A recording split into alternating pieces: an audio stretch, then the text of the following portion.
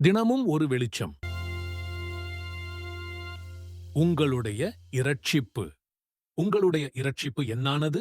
நீங்கள் இரட்சிக்கப்பட என்ன செய்ய வேண்டும் என உங்களுக்கு தெரியுமா? இரட்சிக்கப்படுவதை குறித்து நம்முடைய புதிய ஏற்பாடு என்ன கூறுகிறது என நாம் பார்க்கலாம். முதலில் நீங்க இரட்சிக்கப்பட இயேசு கிறிஸ்துவின் சுவிசேஷத்தை கேள்விப்பட வேண்டும். ரோமர் 10:17 ஆதலால் விசுவாசம் கேள்வியினாலே வரும், கேள்வி தேவனுடைய வசனத்தினாலே வரும் என புதிய ஏற்பாடு நமக்கு கூறுகிறது.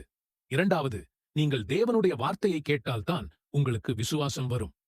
நீங்கள் இயேசு கிறிஸ்து தேவனுடைய குமாரன் என்பதை விசுவாசிக்க வேண்டும். அப்போஸ்தலர் 8:37 இப்படியாக கூறுகிறது.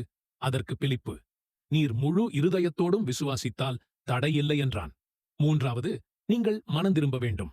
அப்போஸ்தலர் 2:38 பேதுரு அவர்களை நோக்கி, நீங்கள் மனந்திரும்பி ஒவ்வொருவரும் பாவ மன்னிப்புக்கென்று இயேசு கிறிஸ்துவின் நாமத்தினாலே ஞானஸ்நானம் பெற்றுக் கொள்ளுங்கள் என்று கூறினான்.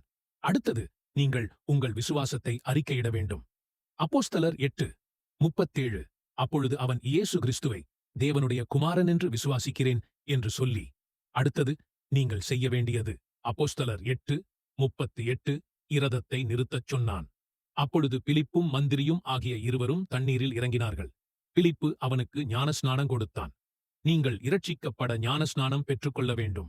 மார்க்கு 16:16 விசுவாசமுள்ளவனாகி ஞானஸ்நானம் பெற்றவன் இரட்சிக்கப்படுவான், விசுவாசியாதவனோ ஆக்கினைக்குள்ளாக தீர்க்கப்படுவான் என்று கூறுகிறது. நீங்கள் இரட்சிக்கப்பட ஞானஸ்நானம் பெற்றுக்கொள்ள வேண்டும். நன்றி. கிறிஸ்துவின் சபையார் உங்களை வாழ்த்துகிறார்கள்.